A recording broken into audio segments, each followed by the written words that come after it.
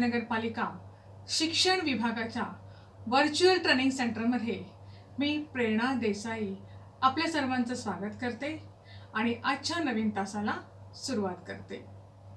इयत्ता 6वी, विषय भूगोल, पाठाचं नाव आहे तापमान।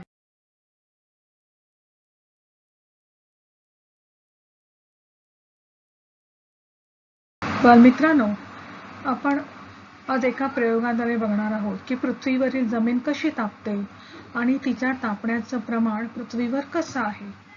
त्यासाठी आपण पहिल्यांदा एक टॉर्च घेतलेला आहे आणि तो एका जागी स्थिर ठेवलेला आहे आणि या टॉर्चचा, या विजेरीचा पडणारा प्रकाश झोत पूर्णपणे मावेल असे 2 मोठे कागद आपण घेतलेले आहेत। आता आपण काय केलेले आहेत, हे कागद त्या विजेरीशी त्यांना नावं दिलीत, अ कागद आणि ब कागद। त्यापैकी आता आपण अ कागद घेतले आणि तो असा ठेवलेला आहे की तो त्या बॅटरीशी 90 अंशाचा कोन करेल आणि मग त्याच्यावरती आपण विजेचा झोत सोडलेला आहे। आता हा जो प्रकाश झोत आहे त्याने व्यापलेली जागा आपण रेखांकित केलेली आहे। आपण दुसरा कागद घेतलेला आहे, तर तो कागद जो आहे हा थोडासा तिरपा म्हणजे त्या विजेरीशी 120 अंशाचा कोन करेल अशा प्रकारे ठरला आणि विजेरीचा झोत त्या कागदावरती सोडला। त्यानंतर प्रकाश झोताने जेवढी जागा व्यापलेली आहे तो व्यापलेला भाग पेन्सिलने रेखांकित केलेला आहे। आता तुमच्या समोर दोन्ही कागद आहेत, मग सांगा बघू कोणत्या कागदावर प्रकाश झोताने व्यापलेली जागा जास्त आहे। जो कागद बॅटरीशी 120 अंशाचा कोन होईल असा धरला होता तो कागद, म्हणजेच ब कागदावर प्रकाश झोताने जागा जास्त व्यापली आहे। कोणत्या कागदावर प्रकाश झोताने व्यापलेली जागा कमी आहे। जो कागद बॅटरीशी 90 अंशाचा कोन होईल असा धरला होता तो कागद, म्हणजेच अ कागदावर प्रकाश झोताने जागा कमी व्यापली आहे। अगदी बरोबर। आता मला सांगा की प्रकाश झोताने व्यापलेली जागा आणि कागदाचा कोन याचा कशा प्रकारे संबंध आहे। कागदाचा कोन वाढवला की प्रकाश झोत जास्त जागा व्यापतो आणि कागदाचा कोन कमी केला की प्रकाश झोत कमी जागा व्यापतो। अगदी बरोबर। मुलांनो, प्रकाश झोताचा हा परिणाम आपण या कागदाच्या कोनाद्वारे पाहिला। पृथ्वीवर पडणाऱ्या प्रकाशाचेही तसेच आहे। पृथ्वीवर येणारे सूर्यकिरण हे सरळ रेषेत येत असतात, पण तुम्हाला माहिती आहे की पृथ्वी गोल आहे। ही पृथ्वी गोल असल्यामुळे हे किरण पृथ्वी पृष्ठावर सर्वत्र लंबरूप पडत नाहीत। समजा पृथ्वी सपाट असती तर मात्र हे किरण सगळ्या भागांमध्ये लंबरूप पडले असते, परंतु तसं न होता हे किरण पृथ्वीचा जो भाग सूर्यासमोर येतो त्या ठिकाणी लंबरूप पडतात व त्याच्यानंतर उत्तर गोलार्ध व दक्षिण गोलार्धाकडे हे तिरपे पडत जातात।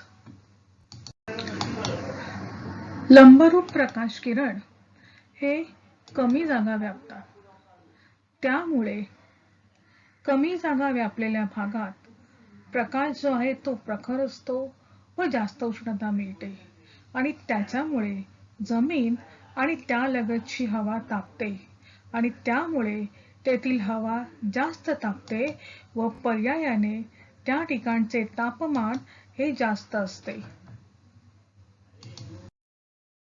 या उलट तिरपे प्रकाश किरण हे जास्त जागा व्यापतात, त्यामुळे जास्त जागा व्यापली गेली तर प्रकाशाची प्रखरता कमी होते, उष्णता कमी असते, त्यामुळे तेथील पृष्ठभाग कमी तापतो, पर्यायाने तेथील हवा कमी तापते व तापमान कमी होते। हा आहे पृथ्वी गोल आणि या ठिकाणी अ, ब, क ही 3 ठिकाणं आहेत. आता आपण त्या प्रदेशातल्या सूर्यकिरणांवर बघूया. या प्रदेशामध्ये जर बघितलं तर त्या ठिकाणी सूर्यकिरणं जी आहेत ती लंबरूप पडत आहेत.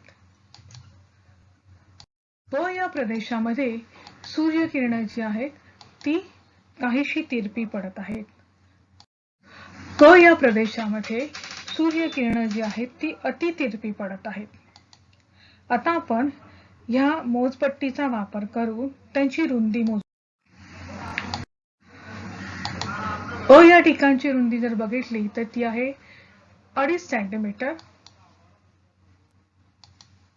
ब ची रुंदी आहे 3.5 सेंटीमीटर आणि क ची रुंदी आलेली आहे 4.5 सेंटीमीटर. हे तुमच्या लक्षात येईल की कशा प्रकारे प्रदेश जो आहे तो जास्त व्यापला गेलेला आहे सूर्यकिरणांनी. या ठिकाणी सूर्यकिरणाची रुंदी सर्वात कमी. या ठिकाणी सूर्यकिरणाची रुंदी जरा जास्त आहे.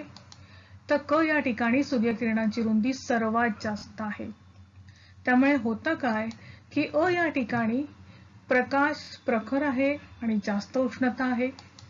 ब ला मध्यम प्रकाश आणि उष्णता आहे. तर क या ठिकाणी प्रकाशही कमी आहे आणि उष्णताही कमी आहे. तापमानाचे असमान वितरण. पृथ्वीच्या मध्यातून जी आडवी रेषा गेलेली आहे ती आहे 0° अक्षवृत्ताची, ज्याला आपण विषुववृत्त असं म्हटलं. तसेच पृथ्वीच्या दक्षिणेकडील टोकास दक्षिण ध्रुव म्हणतात, तर उत्तरेकडील टोकास उत्तर ध्रुव असं म्हणतात. उत्तर ध्रुव हे विषुववृत्तापासून 66.30 उत्तरेकडे असते, तर दक्षिण ध्रुव हे विषुववृत्तापासून 66.30 दक्षिणेकडे असते. पृथ्वीवर येणारी सूर्यकिरणे ही सरळ रेषेत व एकमेकांना समांतर असतात, परंतु पृथ्वीच्या गोल आकारामुळे ही सूर्यकिरणे वेगवेगळ्या ठिकाणी कमी जास्त जागा व्यापतात आणि त्यामुळेच पृथ्वीला सूर्यापासून मिळणाऱ्या उष्णतेचे वितरण जे आहे त्याच्या असमानता येते. म्हणूनच विषुववृत्तापासून उत्तर व दक्षिण ध्रुवाकडे जसं जाऊ तसं आपल्याला तापमानामध्ये फरक आढळतो. या गोष्टीमुळे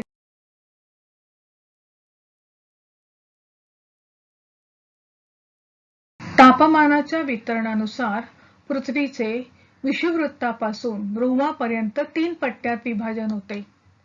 त्यातला पहिला पट्टा जो आहे तो आहे उष्णकटिबंध.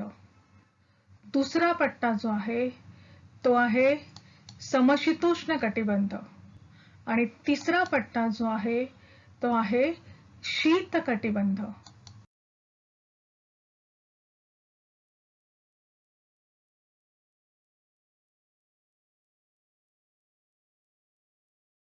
विषुववृत्तापासून 23°30 उत्तर ते 23°30 दक्षिण हा जो पट्टा आहे तो आहे उष्णकटिबंध आणि या ठिकाणी सूर्यकिरण जे आहे ते लंबरूप पडतात.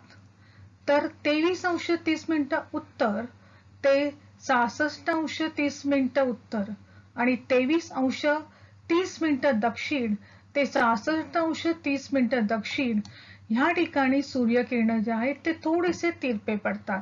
त्यामुळे हा पट्टा जो आहे तो आहे समशीतोष्ण कटिबंध. 66°30 उत्तर ते 90° उत्तर, त्याचप्रमाणे 66°30 दक्षिण ते 90° दक्षिण या ठिकाणी सूर्याची किरणं जी आहेत ती अतिशय तिरपी पडतात. त्यामुळे तो भाग जो आहे तो आहे शीत कटिबंध.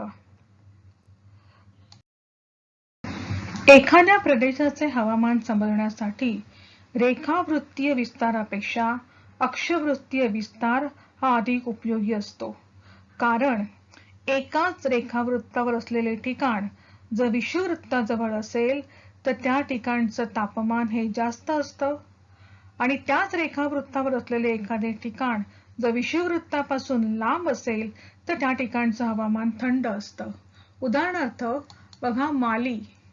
आता माली हे ठिकाण जे आहे ते 0° रेखावृत्तावर आहे, परंतु ते विषुववृत्ताच्या जवळ आहे, त्यामुळे तेथलं तापमान जे आहे ते अतिशय जास्त आहे.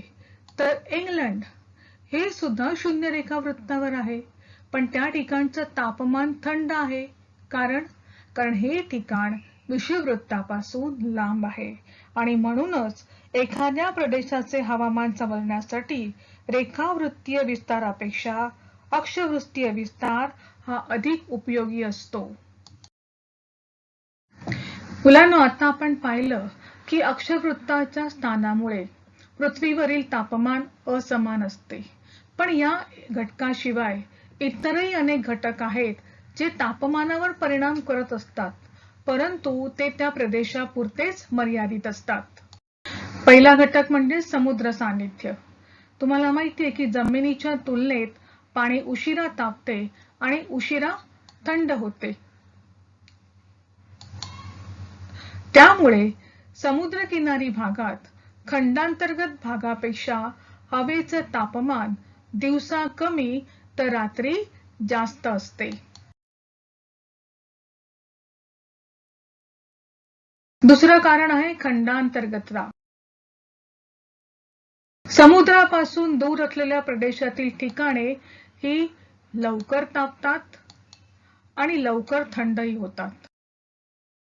खंडांतर्गत भागात मात्र किनारी भागापेक्षा हवेचं तापमान हे दिवसा जास्त असते आणि रात्री कमी. दुसरा एक घटक आहे तो म्हणजे समुद्र सपाटीपासूनची उंची. सूर्याच्या उष्णतेने भूपृष्ठ तापते आणि भूपृष्ठ तापल्याने त्यालगतची हवा तापते आणि त्यामुळे भूपृष्ठालगतची हवा उष्ण असून तापमान जास्त असते. पण समुद्र सपाटीपासून जसजसे वरती जाऊ तसतसे तापमान कमी कमी होत जाते आणि त्यामुळे आपल्याला उंचावर गेल्यानंतर हवा जी आहे ती थंड लागते. प्राकृतिक रचनेचाही तापमानावर परिणाम होत असतो. पर्वत, मैदाने, पठारे, नद्या यांचाही तापमानावर परिणाम होत असतो. तुम्हाला माहिती आहे का, दक्षिणेकडून हिंदी महासागरावरून वाहत येणाऱ्या बाष्पयुक्त नैऋत्य मोसमी वाऱ्यांच्या मार्गातील हिमालय पर्वताला अडलेल्या वाऱ्यापासून उत्तर आणि ईशान्य भारतात मुसळधार पाऊस तसेच हिमवृष्टी होते. या उलट उत्तरेकडील तिबेटचे पठार पर्जन्य छायेच्या प्रदेशात येत असल्यामुळे तेथे पाऊस कमी पडतो आणि परिणामतः तेथे ओसाड हवामानाची स्थिती निर्माण झालेली आहे, कारण पर्वतरांगांचा हा परिणाम आहे. त्याचप्रमाणे ढगांचे आच्छादन असलेला प्रदेश, वारे, वनाच्छादन म्हणजे कमी जास्त झाडं असलेला प्रदेश यानुसार या घटकांचाही परिणाम त्या स्थानिक प्रदेशावर होतो. त्याचप्रमाणे नागरीकरण, औद्योगिकीकरण यामुळे सुद्धा तापमानावर परिणाम होत असतो. नागरीकरणामुळे तुम्हाला माहिती आहे की मनुष्य संख्या वाढली की आपल्या उच्छ्वासातून बाहेर पडणारा कार्बन डायऑक्साईड जो आहे त्यामुळे सुद्धा हवेचं तापमान वाढतं. त्याच औद्योगिकरण म्हणजे कारखान्यातून पडणारा धूर किंवा वाहनातून बाहेर पडणारा धूर यामुळे सुद्धा हवेच्या तापमानामध्ये वाढ होत असते. जमीन व पाणी यातील तापमानाची असमानता. जर तुम्ही दिवसा समुद्र किनारी असलेल्या वाळूत चाललात तर तुमच्या असं लक्षात येईल की वाळू जी आहे ती तुम्हाला गरम लागेल, पण तेच जर तुम्ही दिवसा पाण्यावरून चाललात तर सूर्य आकाशात तळपत असून सुद्धा पाणी तुम्हाला थंड लागेल. पण हीच क्रिया जर तुम्ही रात्री केलीत रात्री जर तुम्ही जमिनीवरून चाललात किंवा त्या वाळूतून चाललात तर तुम्हाला पायाला वाळू थंड लागेल. जर पाण्यावरून चाललात तर काय होईल? पाणी जे आहे ते पाणी उबदार लागेल.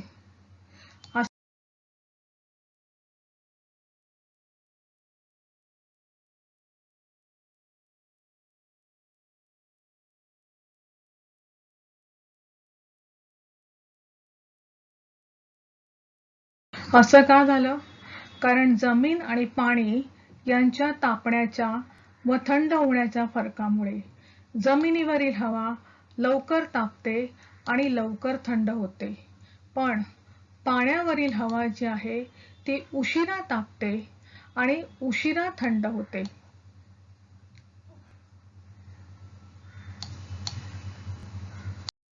समुद्रकिनारी भागात समुद्राचे पाणी तापल्यामुळे पाण्याचे बाष्पीभवन होते व पाण्याची वाफ आहे ती हवेतील तापमान साठवू शकते आणि त्यामुळे या भागातील हवा आर्द्र व उबदार राहते, म्हणजे दमट आणि गरम. त्या ठिकाणी याच्या उलट परिस्थिती जमिनीवरील भागात असते. त्या ठिकाणी बाष्प नसल्याने हवा कोरडी असते आणि त्यामुळे तापमानातील फरक हे तीव्रतेने म्हणजेच वेगाने होतात. मुलांनो, आपल्याला नेहमी असे वाटते की सूर्यकिरणामुळे हवा तापते आणि गरम हवेमुळे जमीन व पाणी तापते, पण प्रत्यक्षात मात्र जमीन व पाणी सूर्यकिरणामुळे प्रथम तापते. त्यानंतर जमीन व पाणी यांनी शोषलेली उष्णता वातावरणात उत्सर्जित होते. त्यामुळे भूपृष्ठालगतचा हवेचा थर वरच्या दिशेने तापत जातो आणि म्हणूनच पृष्ठभागालगत हवा जास्त गरम असते व पृष्ठभागापासून जसे जसे वर जावे तसतसे हवेच्या तापमानात घट होत जाते. त्यामुळे समुद्र सपाटीला असणारे तापमान हे पर्वतीय भागात कमी झालेले आढळते. एखाद्या दिवसाचे विशिष्ट ठिकाणचे दिवसभरातील कमीत कमी तापमान म्हणजे किमान तापमान होय. तर एखाद्या विशिष्ट दिवसाचे विशिष्ट ठिकाणचे दिवसभरातील जास्तीत जास्त तापमान म्हणजे कमाल तापमान होय. एकाच दिवसाचे सर्वात जास्त तापमान व सर्वात कमी तापमान यातील फरक म्हणजे त्या दिवसाची तापमान कक्षा होय. उदाहरणार्थ, जर मुंबईचे 30 एप्रिलचे कमाल तापमान हे 40 डिग्री सेल्सिअस असेल आणि किमान तापमान जर 20 डिग्री सेल्सिअस आहे, तर त्या दिवसाची 30 एप्रिलची तापमान कक्षा जी आहे ती असणार आहे 20 डिग्री सेल्सिअस. किनारी भागात दिवसाच्या व रात्रीच्या तापमानातील फरक कमी असतो, कारण पाणी जमिनीपेक्षा उशिरा तापते व उशिरा थंड होते. कमाल व किमान तापमानात त्यामुळे जास्त फरक जाणवत नाही, पण खंडांतर्गत भागात यामध्ये खूप फरक जाणवतो. त्यामुळे समुद्रकिनारी भागातील तापमान हे सम असते, म्हणजे सारखे असते, त्यात जास्त फरक नसतो. खंडांतर्गत भागात मात्र तापमानातील हा फरक जास्त असतो आणि म्हणूनच मुंबईचे हवामान सम आहे, कारण मुंबईच्या शेजारीच समुद्र किनारा आहे. तर नागपूरचे हवामान विषम आहे, कारण नागपूरच्या बाजूला समुद्र नाही, तो जो भाग आहे तो जमिनीने व्यापलेला आहे. कोकण किनारी भागातील तापमान कक्षा ही कमी असते, तर विदर्भाकडे तापमान कक्षेत वाढ होते. तुम्ही सातारा जिल्ह्यात माण या ठिकाणी राहता आणि तुमची आजी सिंधुदुर्ग जिल्ह्यामध्ये वेंगुर्ले येथे राहते. दिवाळीत नेहमी तुम्ही वेंगुर्ल्याला जाता, कारण तिथला समुद्रकिनारा तुम्हाला खूप आवडतो, तिथली उबदार हवा तुम्हाला आवडते. पण यावेळेस मात्र तुमची आजी जी आहे तिला दम्याचा विकार झालेला आहे. मग तुम्ही काय कराल? मी माझ्या आजीला माझ्या गावी सातारा जिल्ह्यात घेऊन येईन, कारण वेंगुर्ला इथे समुद्र जवळ आहे आणि तेथील हवामान दमट आहे. असे दमट हवामान दम्याच्या विकारासाठी हानिकारक आहे. साताऱ्यातील हवामान कोरडे असल्यामुळे मी माझ्या आजीला साताऱ्याला घेऊन येईन. Very good. हरितगृह वायूचे परिणाम. मुलांनो, हवेतील पाण्याची वाफ, कार्बन डायऑक्साईड वायू, मिथेन, ॲरागॉन व इतर विशिष्ट वायू यामुळे भूपृष्ठ व तपांबर म्हणजे वातावरणाचा सर्वात खालचा स्तर यांचे तापन होते, म्हणजे त्यांच्या तापमानात वाढ होण्याला हरितगृह परिणाम म्हणतात आणि या वायूंना हरितगृह वायू असं म्हणतात. सूर्यापासून येणारा बहुतेक सर्व प्रकाश हा वातावरणातून भूपृष्ठावर पडतो. सूर्यप्रकाशाने भूपृष्ठ तापते आणि यापैकी काही ऊर्जा हे भूपृष्ठ जे आहे ते अवरक्त प्राणाच्या रूपात परत अवकाशात प्रेरित करते, म्हणजे ती किरणं जी आहेत ती परत अवकाशात फेकली जातात. मग ही जी फेकलेली किरणं आहेत हे प्रारण शोषण्याची प्रवृत्ती वातावरणातील हरितगृह वायूत असते आणि यामुळे वातावरणाचे तापमान वाढते, कारण हे वायू जे आहेत ही उष्णता धरून ठेवतात, शोषून ठेवतात. पर्यायाने तापलेले वातावरण अवरक्त प्राण परत भूपृष्ठाकडे प्रेरित करते. खरं तर हरितगृह हा परिणाम नैसर्गिक रीतीने घडणारा आविष्कार आहे, पण झालंय काय, मानवी व्यवहारामुळे या वातावरणामध्ये हरितगृह वायूंचे उत्सर्जन होऊन हरितगृह परिणाम अधिक तीव्र होऊ शकतो. औद्योगिकरणाच्या सुरुवातीपासून 20व्या शतकाच्या अखेरीपर्यंतच्या काळात वातावरणातील कार्बन डायऑक्साईडचे प्रमाण हे 30% वाढले, तर मिथेनचं प्रमाण दुपटीहून वाढलेलं आहे. अशा प्रकारे मानवी व्यवहाराद्वारे कार्बन डायऑक्साईड वायू आणि इतर हरितगृह वायू यांचं वातावरणातील प्रमाण जर वाढत राहिलं तर जगाचं सरासरी तापमान 21व्या शतकाच्या अखेरीस 1.4 ते 5.8 डिग्री सेल्सिअसने वाढू शकेल असा वैज्ञानिकांचा अंदाज आहे. आणि या जागतिक तापमानामुळे पृथ्वीचे जलवायुमान म्हणजे सरासरी हवामान हे बदलू शकेल. त्यामुळे आवर्षण, पर्जन्यवृष्टी इत्यादी संकटांना आपल्याला तोंड द्यावं लागणार आहे. उष्णतेचे वहन व ऊर्ध्व प्रवाह. बालमित्रांनो, हा जो प्रयोग आहे तो घरातल्या मोठ्या माणसांच्या देखरेखीखाली तुम्ही करायचा आहे. काय करायचं आहे, एका गॅसवरती पाण्याचं भांडं भरून ठेवायचं आहे आणि त्या पाण्यात तापत ठेवलेल्या पाण्यात 4-5 प्लास्टिकची बटणं टाकायची आहेत आणि त्या बटनांची हालचाल कशा प्रकारे होते ते पाहायचंय. बघा काय होतंय, पाणी तापल्यावर ते प्रसरण पावते, त्यामुळे तळाकडील जास्त गरम पाणी वर येते आणि त्याचबरोबर ती बटणे सुद्धा पाण्याच्या पृष्ठभागावर येतात. त्या मानाने वरचे पाणी थंड असते, ते तळाशी जाऊ लागते, त्याबरोबर ती बटणे देखील खाली जात असतात आणि ही क्रिया सतत होऊ लागते. मग तुमच्या असं लक्षात येईल की तापल्यामुळे पाण्यात ऊर्ध्वगामी प्रवाह निर्माण होतात. बघा,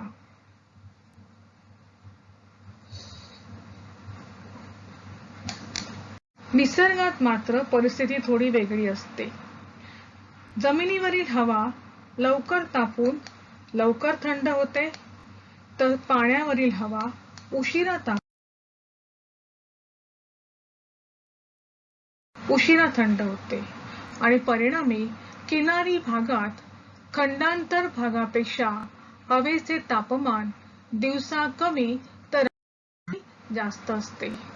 तापमानातील फरकामुळे महासागरांमध्ये पाण्याचे ऊर्ध्वगामी तसेच क्षितिज समांतर प्रवाह निर्माण होतात.